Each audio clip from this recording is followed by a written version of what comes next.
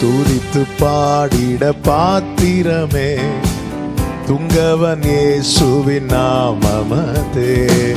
துதித்து பாடிட பாத்திரமே துங்கவன் இயேசுவின் நாமமதே.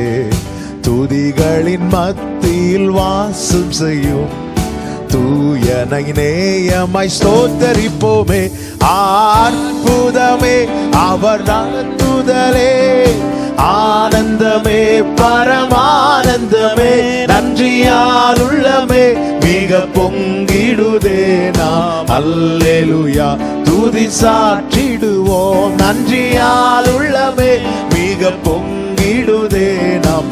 அல்லேலூயா துதி சாற்றிடுவோம். கடந்த நாட்களில் கண்மணி போல் கருத்துடன்